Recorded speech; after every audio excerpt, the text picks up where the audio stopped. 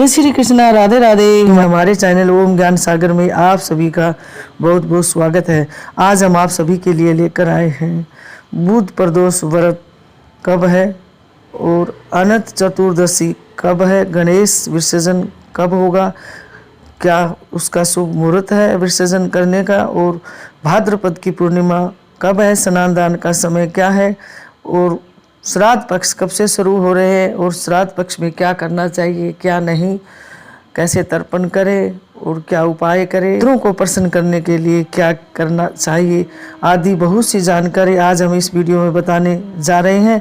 Video को अंत तक जरूर सुने, देखें और सभी के साथ शेयर करें। तो चलिए जानते हैं। मैं हूँ रीना शर्मा। आज आप सभी के लिए लेकर आई हूँ पितृपक्ष कब से शुरू हो रहे हैं और कब तक है। 27 सितंबर बुधवार प्रदोष व्रत, यानी आज प्रदोष व्रत 2023 में आज के दिन प्रदोष का व्रत रखा जाएगा। यह व्रत भाद्रपद माह के शुक्ल पक्ष की त्रयोदशी तिथि को रखा जाएगा। इस दिन प्रदोष काल में शिव पूजा का शाम 6:12 से लेकर रात 8:36 तक का है। बुध प्रदोष व्रत करने से इच्छाओं की पूर्ति होती है और भगवान शिव माता पार्वती की कृपा होती है। अभी तक आप लोगों ने हमारे चैनल को सब्सक्राइब नहीं किया है तो प्लीज सब्सक्राइब जरूर करें, वीडियो को लाइक और सभी परिवार दोस्तों के साथ ज़्यादा से ज़्यादा शेयर करें, बेल आइकन को जरूर दबाएं ताकि सबसे पहले वीडियो आप सभी के पास पहुंचे, आप सभी सुन सके, जान सके और सभी परिवार दोस्त रिश्तेदारों के साथ ज़्यादा से ज़्यादा शेयर कर सके। 28 सितंबर गुरुवार अनंत चतुर्दशी गणेश विसर्जन। भाद्रपद कल पक्ष चतुर्दशी तिथि को अनंत चतुर्दशी का व्रत रखते हैं। इस दिन भगवान विष्णु के अनंत स्वरूपों की पूजा करते हैं। वैष्णव भक्त अनंत चतुर्दशी के दिन अनंत सूत्र बांधते हैं। अनंत चतुर्दशी पर क्यों बांधते हैं? 14 गांठ वाला रक्षा सूत्र। धार्मिक मान्यताओं के अनुसार अनंत चतुर्दशी तिथि पर भगवान विष्णु की पूजा कर रक्षा सूत्र बांधने से व्यक्ति के सभी बिगड़े काम बनने लगते हैं। ये 14 गांठ भगवान विष्णु के 14 रूपों का प्रतीक मानी जाती है। कलाई पर इसे बांधने से सभी प्रकार के शारीरिक और मानसिक परेशानियों से मुक्ति मिलती है। माँ लक्ष्मी का आशीर्वाद भी बना रहता है। अनंत चतुर्दशी श्री हरि विष्णु के 14 लोगों की रक्षा करने के लिए 14 रूप धारण किए थे, इसलिए ये पर्व बहुत खास माना जाता है। इस दिन श्री हरि विष्णु के अनंत स्वरूपों की पूजा करने का विधान माना जाता है। अनंत चतुर्दशी पक्ष की चतुर्दशी तिथि 27 सितंबर 2023 को रात 10:18 से शुरू होगी और अगले दिन 28 सितंबर 2023 को शाम 6:49 पर इसका समापन होगा। विष्णु पूजा का शुभ मुहूर्त सुबह 6:12 से शाम 6:49 तक रहेगा। चलिए जानते हैं गणेश विसर्जन का क्या शुभ मुहूर्त है। गणेश विसर्जन करने से पहले पूजा विधि, जिस तरह पूरे विधि विधान के साथ गणेश जी की स्थापना की थी उसी प्रकार विधि विधान के साथ उनकी विदाई यानी विसर्जन भी किया जाता है। गणपति जी का विसर्जन करने से पहले उनका पूजन करें और मोदक या जो भी आपकी समर्थ हो उनका भोग लगाए। उसके बाद गणेश जी की आरती करें और पूरे भक्तिभाव से जलाशय में गणेश जी की प्रतिमा का विसर्जन करें। विसर्जन करते समय ओम गणेशा देवाय नमः या और भी जो आपको मंत्र याद है आता है उसका नाम जप करते रहना चाहिए और बापा से प्रार्थना करनी चाहिए कि अगले वर्ष जल्दी आना और हमारे सभी दुख दर्द कष्ट हरना। अनंत चतुर्दशी पर विसर्जन करना चाहते हैं तो 28 सितंबर 2023 को सुबह 6:11 से 7:40 तक, सुबह 10 से 42 तक, दोपहर 3 से 10 तक और शाम 4 से 41 तक और रात 9:10 तक का शुभ मुहूर्त रहेगा गणेश विसर्जन का। गणेश विसर्जन के लिए आपके घर के आसपास कोई जलाशय विसर्जन करने के लिए नहीं मिल रहा है तो आप घर में भी गणेश विसर्जन कर सकते हैं।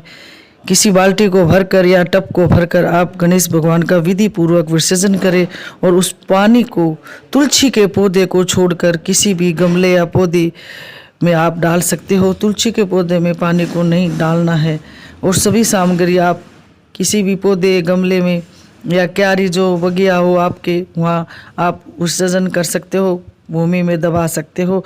इस तरह आप गणेश भगवान का विसर्जन कर सकते हैं। पूर्णिमा तिथि भाद्रपद पूर्णिमा 2023। इस साल भाद्रपद पूर्णिमा 29 सितंबर को है। भाद्रपद पूर्णिमा तिथि 28 सितंबर को शाम 6:49 से 29 सितंबर को दोपहर 3:36 तक है। भाद्र पूर्णिमा का व्रत स्नान और दान 29 सितंबर को होगा। उस दिन चंद्रोदय 6:16 पर होगा। पूर्णिमा के दिन स्नान दान का बहुत ही ज़्यादा महत्व माना जाता है। इस दिन स्नान दान जरूर करना चाहिए अपनी समर्थ श्रद्धा के अनुसार। आइए अब जानते हैं श्राद्ध पक्ष कब से शुरू हो रहे हैं। इस बार पितृपक्ष 29 सितंबर से शुरू हो रहा है। पितृपक्ष में 3 तिथियां का विशेष महत्व है। इस साल 2 अक्टूबर को चतुर्थी श्राद्ध के साथ ही भरणी श्राद्ध भी किया जाएगा। किसी भी परिजन की मृत्यु के 1 साल बाद भरणी श्राद्ध करना जरूरी माना जाता है।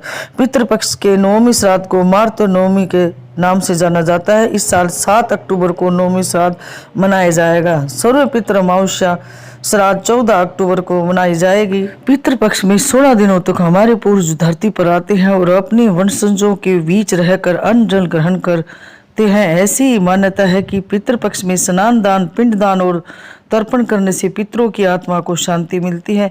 पितर इस दौरान यमलोक से धरती पर आते हैं, अपने वंशजों को आशीर्वाद देकर जाते हैं। इस दौरान कुछ चीजों का दान करने से ज़्यादा फल मिलता है। जहाँ तक दान की बात की जाए तो दान पुण्य हमेशा ही मोक्ष का द्वार खोलता है।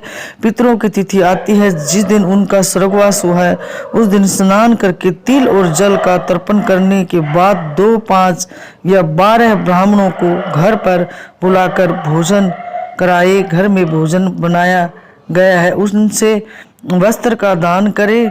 लेकिन गया श्राद्ध में कोई व्यक्ति आ रहा है तो यहाँ की दान की और विशेषता बढ़ जाती है। पितृपक्ष में जब श्राद्ध कर्म करते हैं तो सैया दान, गोदान, भूमि दान, नमक गुड़ स्वर्ण दान, दक्षिणा दान, वस्त्र दान और धान्य आदि दान किया जाता है। तीर्थ श्रद्धा में पितृ तर्पण होते हैं।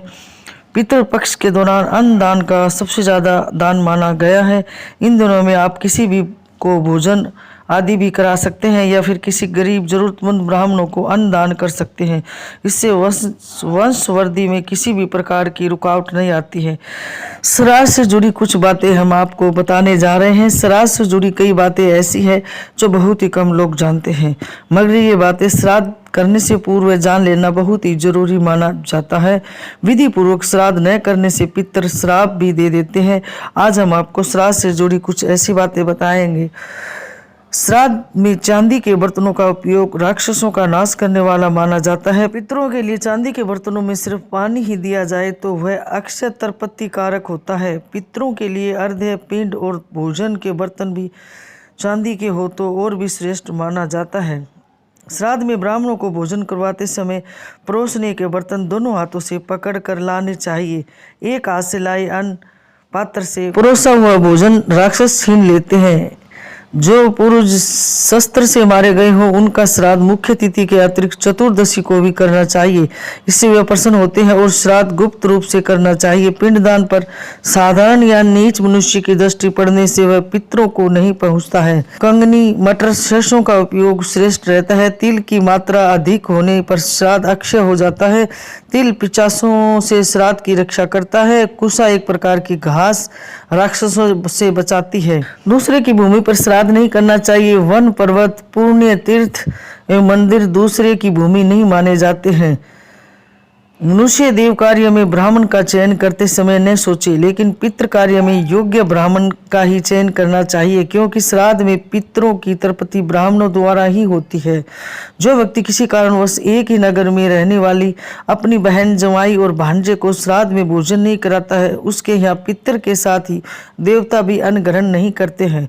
श्राद्ध करते समय यदि कोई भिखारी आ जाए तो उसे आदर पूर्वक भोजन करवाना चाहिए। जो व्यक्ति ऐसे समय में घर आए याचक को भगा देता है उसका श्राद्ध कर्म पूर्ण नहीं माना जाता और उसका फल भी नष्ट हो जाता है। शाम का समय राक्षसों के लिए होता है। यह समय सभी कार्यों के लिए निदित है। शाम के समय भी श्राद्ध कर्म नहीं करना चाहिए। रात में श्राद्ध कर्म नहीं करना चाहिए। दोनों संध्याओं के समय भी श्राद्ध कर्म नहीं करना चाहिए। श्राद्ध में प्रसन्न पितृगण मनुष्य को पुत्र, धन, विद्या, आयु, आरोग्य, लौकिक सुख, मोक्ष और स्वर्ग प्रदान करते हैं। श्राद्ध के लिए शुक्ल पक्ष की अपेक्षा कृष्ण पक्ष श्रेष्ठ माना गया है। पितृपक्ष में 3 पीढ़ियों तक के पिता के पक्ष के तथा 3 पीढ़ियों तक के माता पक्ष के पूर्वजों के लिए तर्पण किया जाता है। इन्हीं को पितर कहते हैं। दिव्य पितर तर्पण, देव तर्पण, ऋषि तर्पण और दिव्य मनुष्य तर्पण के पश्चात ईश्वर पितर तर्पण किया जाता है। पितर चाहे किसी भी योनि में हो, वे अपने पुत्र पुत्रियों एवं पौत्रों के द्वारा किया गया श्राद्ध का अंश स्वीकार करते हैं। इससे पितृगण पुष्ट होते हैं और उन्हें नीच योनियों से मुक्ति मिलती है। यह कर्म कुल के लिए कल्याणकारी है। जो लोग श्राद्ध नहीं करते हैं, उनके पितर उनके दरवाजे से वापस दुखी होकर चले जाते हैं। पूरे वर्ष वे लोग उनके श्राप से दुखी रहते हैं। पितरों को दुखी करके कौन सुखी रह सकता है। प्रतिदिन पढ़े हनुमान चालीसा। श्राद्ध पक्ष में अच्छे से करे श्राद्ध कर्म। गरीब, अपंग व विधवा महिला को दान करें। पितृपक्ष के दौरान कोई भी सदस्य तुलसी के पौधे के पास एक कटोरी रख दे। इसके बाद हथेली से गंगा जल ले और 5-7 बार पितरों का नाम लेते हुए, बाबा विश्वनाथ का नाम लेते हुए धीरे धीरे कटोरी में गंगा जल छोड़ दे। इसके बाद हाथ जोड़े और मनन करे। इसके बाद इस गंगा जल का आप किसी अन्य पौधे में डाल दे। ये उपाय करने से घर में मौजूद नकारात्मक ऊर्जा का नाश होता है।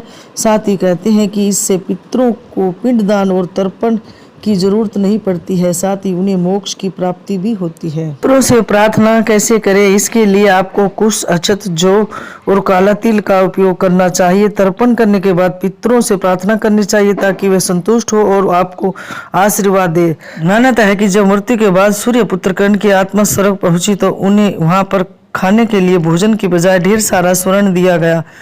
जब उन्होंने इंद्र देवता से इसका कारण पूछा तो उन्होंने कर्ण को बताया कि पृथ्वी पर रहते हुए उन्होंने कभी भी अपने पितरों के निमित्त कभी भी भोजन, दान, तर्पण आदि नहीं किया। तब कर्ण ने जवाब दिया कि उन्हें अपने पूर्वजों के बारे में कुछ भी ज्ञान नहीं था, इसलिए अनजाने में उनसे यह भूल हुई है। तब उन्होंने अपनी भूल को सुधारने के लिए पृथ्वी पर 16 दिन के लिए भेजा गया, जिसके बाद उन्होंने अपने पितरों के मोक्ष के लिए विधि विधान से श्राद्ध किया। माना जाता है कि तभी से पितृपक्ष के 16 दिनों में श्राद्ध करने की परंपरा चली आ रही है।